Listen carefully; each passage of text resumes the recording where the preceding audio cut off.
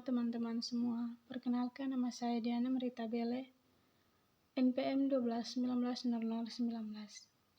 Saya dari program studi agrobisnis. Di sini saya akan menjelaskan tentang perdagangan internasional teori Vickers-Ohlin dari suatu tinjauan matematis.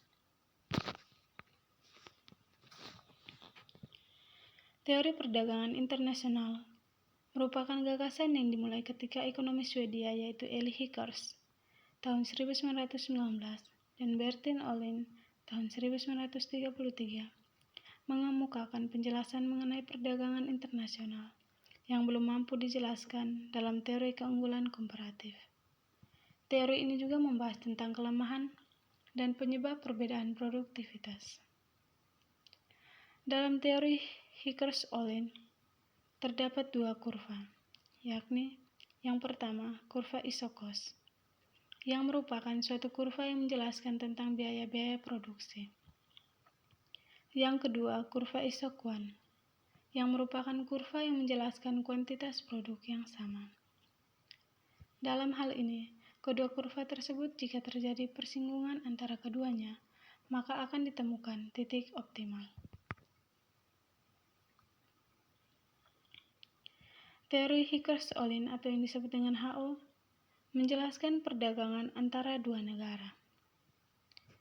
Perbedaan kelimpahan faktor produksi menjadi penentu keunggulan komparatif bagi masing-masing negara, yang selanjutnya akan menjadi landasan berlangsungnya perdagangan. Teori Vickers-Ohlin mempunyai dua definisi konsep kelimpahan faktor produksi, yaitu yang pertama, definisi fisik, yang merupakan modal yang berlimpah jika rasio dari jumlah total modal dan jumlah total tenaga kerja. Yang kedua, definisi harga faktor, merupakan negara dengan modal yang berlimpah jika rasio harga sewa dengan harga waktu kerja. Teori Vickers-Ohlin menyatakan penyebab perbedaan produktivitas karena adanya jumlah atau proporsi faktor produksi yang dimiliki atau endowment factors oleh masing-masing negara, sehingga selanjutnya menyebabkan terjadinya perbedaan harga barang yang dihasilkan. Contohnya, hutan di Indonesia. Penyebabnya karena adanya perbedaan sumber daya antar negara. Negara-negara yang memiliki faktor produksi relatif banyak atau murah dalam memproduksinya akan melakukan spesialisasi produksi untuk kemudian mengekspor barangnya. Sebaliknya, masing-masing negara akan mengimpor barang tertentu jika negara tersebut memiliki faktor produksi yang relatif langka atau mahal dalam memproduksinya.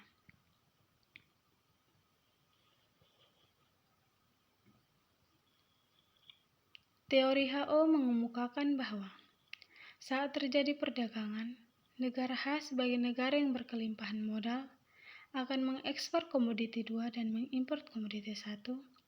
Sebaliknya, negara F akan mengekspor komoditi 1 dan mengimpor komoditi 2. Diasumsikan juga bahwa komoditi 1 sebagai komoditi padat tenaga kerja, yang artinya pada saat produksinya menggunakan rasio tenaga kerja terhadap modal yang lebih banyak daripada rasio tenaga kerja terhadap modal yang digunakan dalam memproduksi komoditi 2. Sedangkan komoditi 2 merupakan komoditi padat modal, yang artinya pada saat produksinya menggunakan rasio modal terhadap tenaga kerja yang digunakan dalam memproduksi komoditi 1. Adanya perdagangan tersebut akan mendorong terjadinya penyamaan harga faktor produksi di negara H dan F, baik secara relatif maupun absolut.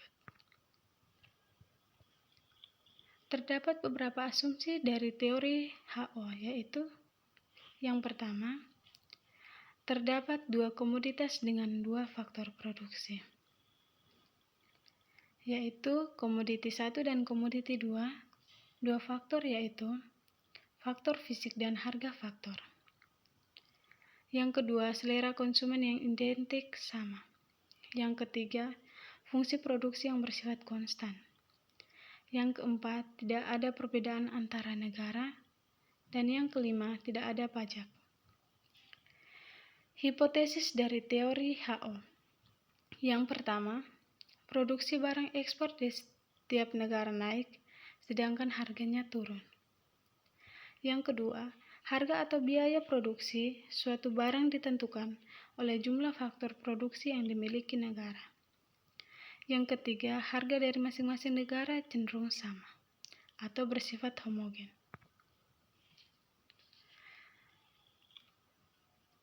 Kelemahan dari teori HO. Asumsi bahwa kedua negara menggunakan teknologi yang sama. Namun faktanya yang ada di lapangan negara sering menggunakan tenaga teknologi yang berbeda. Yang kedua, asumsi persaingan sempurna dalam semua pasar produk dan produksi lebih menjadi masalah. Hal ini karena sebagian besar perdagangan adalah produk negara industri yang bertumpu pada diferensiasi produk dan skala ekonomi yang belum bisa dijelaskan dengan model faktor endowment Vickers-Ohlin. Yang ketiga, asumsi tidak ada mobilitas faktor internasional.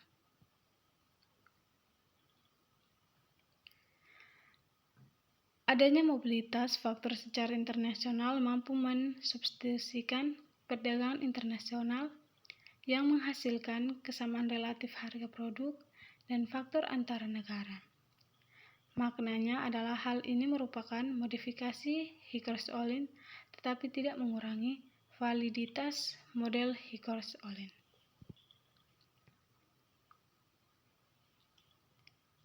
Model grafik perdagangan teori Vickers-Ohlin.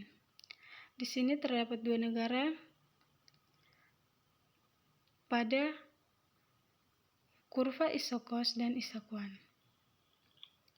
dengan dua produk yaitu sepatu dan TV. Pada harga gambar faktor produksi yang kita lihat memberikan penjelasan bahwa untuk isokuan 300 sepatu dengan proses produksi yang intensif di Indonesia menyinggung isokos $900 pada titik A, sehingga proses produksi 300 unit sepatu yang labor intensif akan lebih murah. Karena jumlah faktor produksi atau labor yang dimiliki oleh Indonesia relatif lebih melimpah dan murah, sehingga unit biaya hanya $2,66. Sebaliknya, di Korea Selatan, isokuan 300 sepatu dengan proses produksi labor intensif di Korea Selatan menyinggung isokos sebesar $900 pada titik B.